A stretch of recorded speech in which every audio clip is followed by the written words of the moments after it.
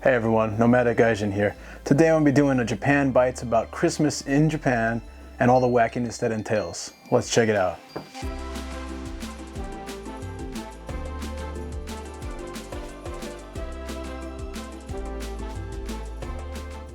First of all, Christmas is pretty much all commercial in Japan. As far as houses go, there's not many. You walk through a neighborhood, you'll see one house, maybe like a little bit of lights, or sometimes fully decked out.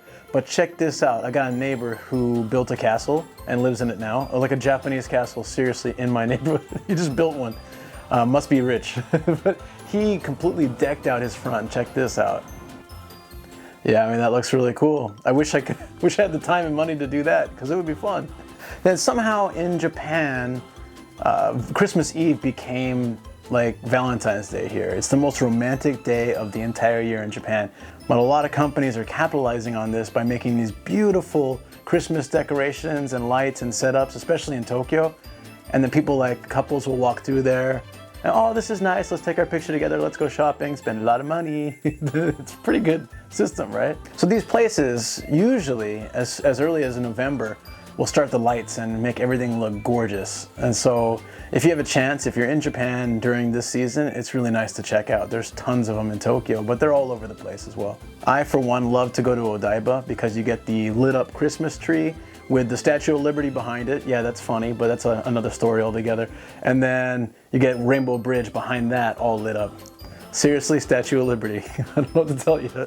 Now here's where things veer a little bit off course, and that's when Japan completely associates Christmas with Kentucky Fried Chicken. It all started in the 70s when they did a major campaign that Kentucky is Christmas. Christmas ni wa Kentucky. Seriously, that was their slogan. Other companies are trying to swoop in and get the same recognition. I particularly noticed this year, 7-Eleven has been advertising on TV and all over the place, trying to convince people that they're the way to go for home chicken. Today, just to try it out, I got a set. So they have this the week up until Christmas. You get a red box. Yay, it's not even red and green, it's just red. But it's festive, woo! And you can get like 3 or 4 pieces, 5 pieces of chicken. Most of it is chicken they have all the time anyways, but they also have like a barbecue type chicken, which I didn't get today because it actually did not look so appetizing, to be honest. But this was a 4 set, and if you get one of these, it comes with a Mitsuya cider for free. They must be doing some kind of team up. Good for them. I tried the 7-Eleven chicken just now, and it was greasy and fatty and barely any chicken in it. So I went to KFC at exactly 5:30. That's the pickup time that I reserved.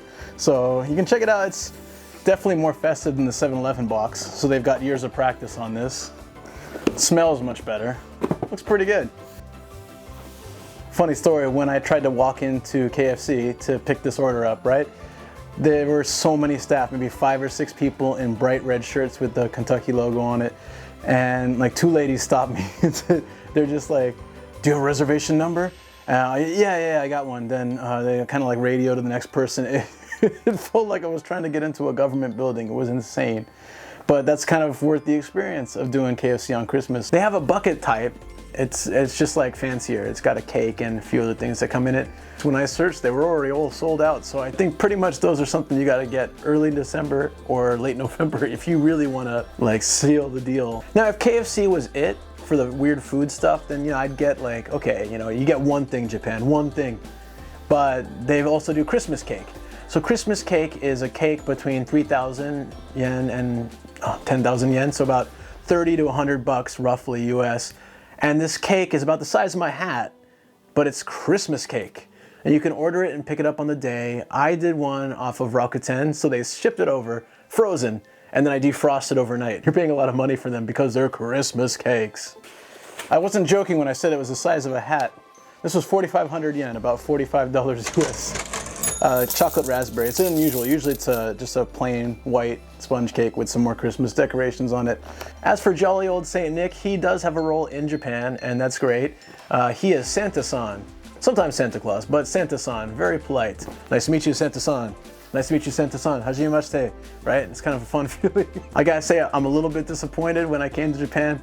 I don't remember exactly how it goes, but there was a Simpsons episode where Lisa said, Santa in Japan is a robot named Annual Gift Man that comes from the moon or something like that.